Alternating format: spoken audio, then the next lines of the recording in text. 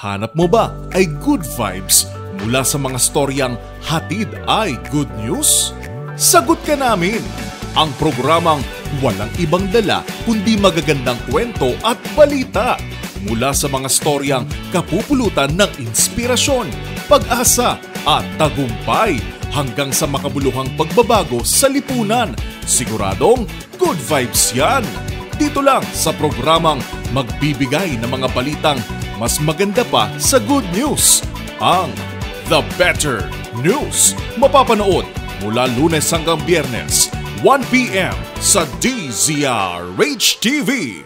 Magandang araw Pilipinas! Nasa ang parte man kayo ng bansa, sisiguraduhin namin aabot sa inyo ang mga balitang mas maganda pa sa good news. Bawal muna ang nega dahil hatid namin mga kwentong kapupulutan ng inspirasyon, pag-asa at kaalaman. Live sa DZRH TV Facebook, YouTube at DZRH News website, ako po si Angelica Cosme. At ito ang The Better News. Una sa Pilipinas, una sa Pilipino.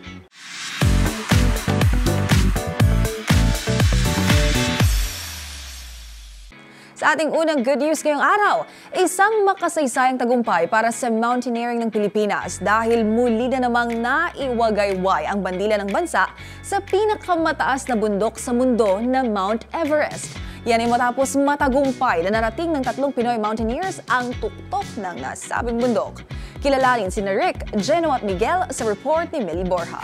Nadagdagan pa ang listahan ng mga Pilipinong matagumpay na nakatapak sa pinakamataas na bundok sa mundo matapos marating ni Rick Rabe, Geno Panganiban at Miguel Mapalad ang tugatog ng Mount Everest. Nauna sa kanila si Rabe, tubong Cotabato City na nakasummit noong Biyernes sa pamamagitan ng South Col route sa Nepal. Sinundan naman siya ni Panganiban at Mapalad, mga tubong Pasig at San Juan na naabot ang tugatog kinaumagahan. Ayon sa mga bagong summiter, makatindig balahibo ang marating ang tuktok ng Mount Everest na may elevation na 8,848.86 meters o 29,031.7 feet. Ang mga tagumpay na ito ay naganap 19 na taon makalipas ang makasaysayang pag-akyat ni Leo Oracion at Dale Abinohar noong 2006. Samantala, kabilang naman sina Panganiban at Mapalad sa Philippine 14 Peaks Expedition Team.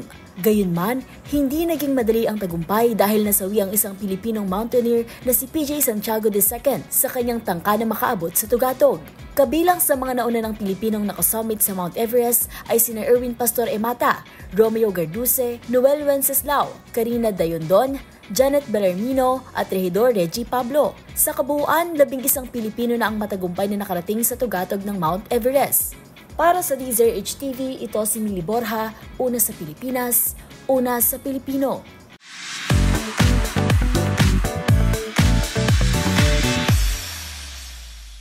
Love the Philippines! Yan ang slogan ng Pilipinas bilang pagpapakita ng yaman ng bansa hindi lang para sa mga Pilipino kundi maging sa mga turista.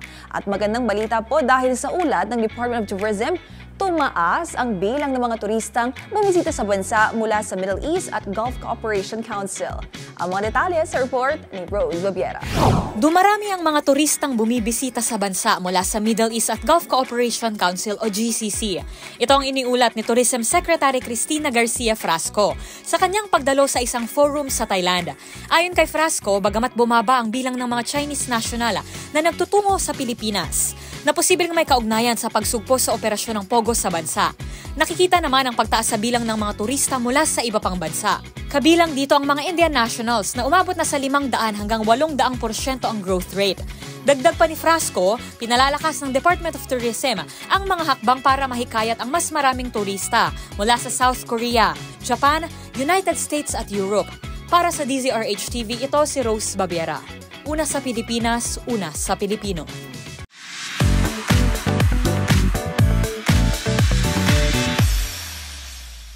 Magandang balita naman para sa ating mga guro.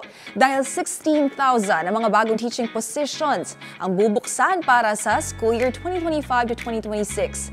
Ito ay bilang bahagi pa rin ng hakbang ng Administrasyong Marcos na palakasin ang education system sa bansa.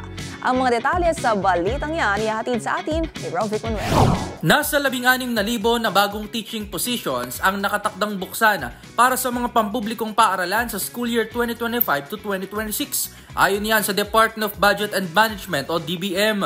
Ito ay bahagi ng first tranche mula sa target na 20,000 na posisyon na bubuksan ngayong taon batay sa direktiba ni Pangulong Bongbong Marcos kung saan nais nitong palakasin ang education system sa Pilipinas. Ayon kay DBM Secretary Amenah Pangandaman, layunin din ng hakbang na ito na suportahan ng Department of Education sa pagpapalakas ng kapasidad ng workforce sa tradisyonal na eskwela at alternative learning system. Kabilang sa mga naaprobahang posisyon ang 15,343 Teacher 1 post na may salary grade 11, 157 special science teachers na may salary grade 13, at 500 special education o SPED teachers na mayroon namang salary grade 14. Dagdag pa ni Pangandaman, suportado aniya ng kagawaran ang pagbibigay prioridad ng pamahalaan sa kapakanan ng mga guro sa bansa upang matiyak na ang bawat bata ay may teacher na tututok sa kanilang pag-aaral. Para sa DZRH TV, ito si Rovic Manuel, una sa Pilipinas, una sa Pilipino.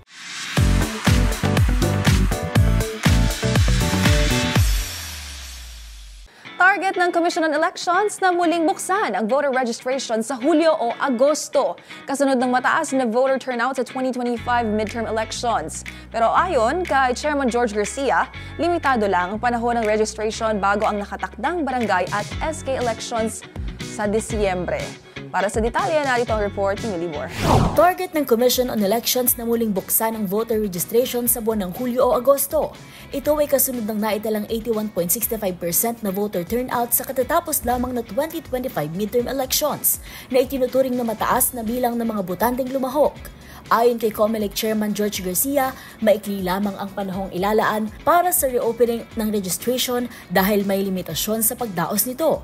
Hindi napapayagan ng voter registration sa loob ng 120 days bago ang regular election at 90 days naman bago ang special election. Nakatakdang isagawa ng COMELEC ang barangay at sangguniang kabataan election sa December 2025.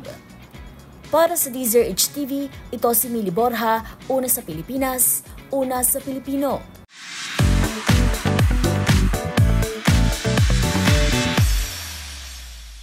Sa kauna-unahang pagkakataon, pamumunuan ng Pilipinas ang World Health Assembly, ang pinakamataas na decision-making body ng World Health Organization o WHO. May tuturing itong isang makasaysayang hakbang ng Department of Foreign Affairs na nagsisilbing patunay sa lumalawak na papel ng bansa sa global health diplomacy. Narito ang report ni Arnold Herrera.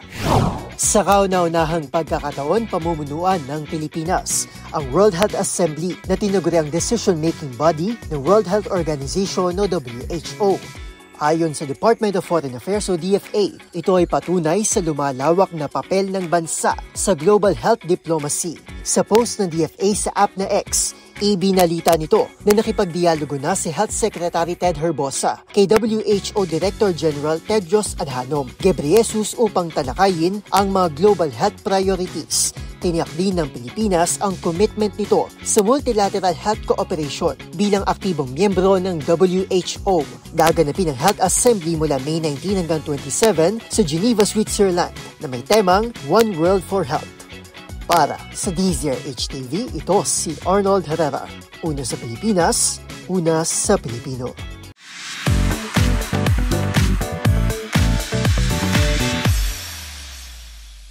Ito naman po, shoutout sa mga paboritong prutas ang mangga. Bilang pagdiriwang ng 10-day Manggahan Festival, handog ng probinsya ng Guimaras ang aabot sa 13 tonelada ng mangga para sa mga turistang nais makiisa ngayong kapistahan. Kilalang probinsya para sa matatamis na mangga kung saan ngayon ay target itong malagpasan ang bilang ng mga dumalong turista kumpara noong nakaraang taon. Alamin ang buong detalye sa report ni Dustin Bayog.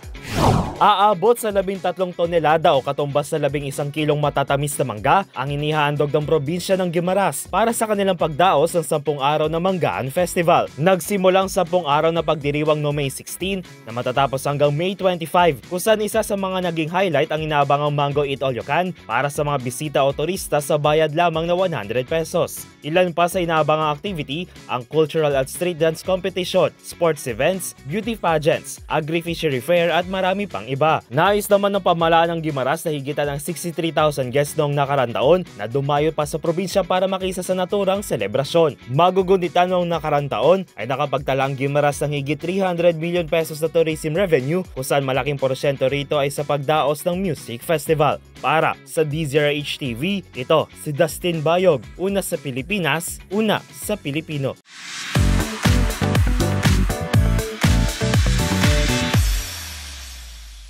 Matapos naman ang naging inaugurasyon ni Pope Leo XIV, una na agad ditong itinalaga ang isang Filipino bishop bilang bagong obispo ng Diocese of Infanta sa Quezon. Ang mga detalye sa report ni James Galange. Itinalaga ni Pope Leo XIV si Father Dave Capucao bilang bagong obispo ng Diocese ng Infanta Quezon bilang kapalit na nagretiro ng si Bishop Bernardino Cortez.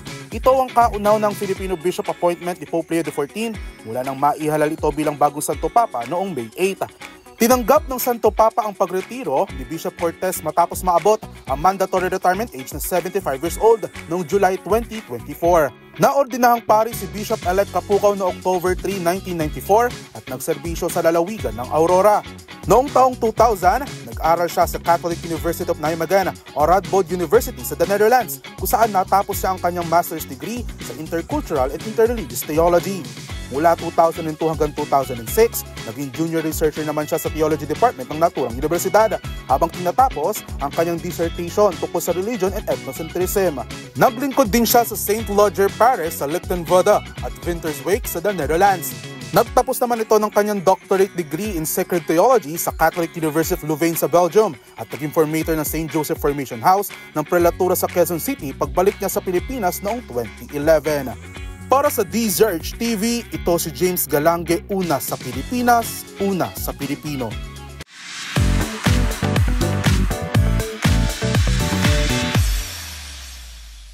Good news naman tayo pagdating sa sports. Bibigyang pagkilala ang powerhouse team ng Creamline Cool Smashers at ang head coach nito na si Sherwin Meneses sa kauna-unahang PVL Press Corps Awards Night. Pagdating sa balitang sports, ihahatid yan ni Willie Borja. Paparangalan ng Creamline Cool Smashers at ang kanilang head coach na si Sherwin Meneses sa kauna-unahang Pilipinas Live PVL Press Corps Awards Night sa May 28 sa Novotel Manila, Araneta City, Quezon City. Itinanghal na Team of the Year ang Creamline matapos makalikom ng 13.6 points sa botohan, 10.8 mula sa media at 2.8 naman mula sa mga kupunan. Pumangalawa ang Petrogas na may 9.4 points. Unang naitala ng Creamline ng Grand Slam sa PVL history matapos walisin ang lahat ng tatlong conference ng 2024 season. Umabot din sa 19 ang kanilang winning streak, ang pangalawa sa pinakamahaba sa liga. Samantala, itinanghal na Coach of the Year si Meneses matapos makakuha ng 11 points. Si Meneses ay may 7 titulo sa loob ng 3 taon. Siya rin ang unang Centurion ng liga matapos umabot sa 100 wins sa kanilang panalo kontra Cherry Tigo sa quarterfinals. Taglay niya ang 104-18 win-loss record at 85.25% win rate. Para sa DZRH TV, ito si Millie Borja, una sa Pilipinas, una sa Pilipino.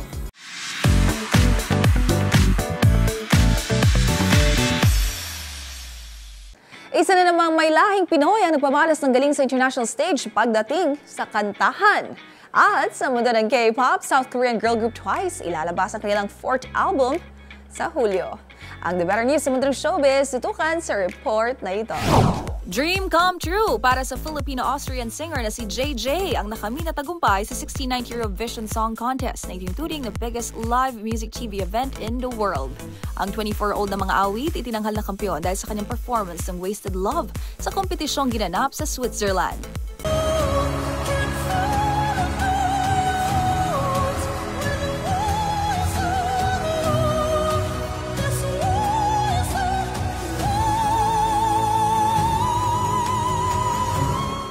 Dito, nakatanggap si JJ o Johannes Peach ng 436 points, habang sumunod dito ay pambato ng Israel na nakakuha naman ng 357 na puntos. Si JJ ang ikatlong Eurovision winner na nagmula sa Austria. Samantala, sa mundo naman ng K-pop, the long wait is over, fellow ones. Sa July kasi nakatakdang ilabas ang 4th full-length album ng 9-member girl group na Twice. Sa inilabas na teaser video na sila ay ng What is Love hitmakers wearing blue outfits, habang sa skirt naman ng mga ito ay mamabasa ang salitang 4. Sa ngayon ay wala pang eksaktong date kung kailan i-release ang naturang album. Kung matatandaan, 2021 pa noong huling naglabas ng full-length album ang Twice habang huli silang bumisita sa Pinas last year.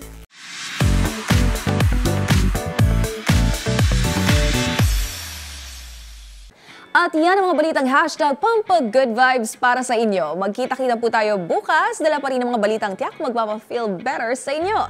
Para naman sa ating mga live streamers sa website, palagi lamang pong tumutok. At kung may gusto kayong i-share mga kwentong hatid ay good vibes, i-comment nyo na yan sa ating comment section. Tandaan, libre lang po ang umiti at maging masaya.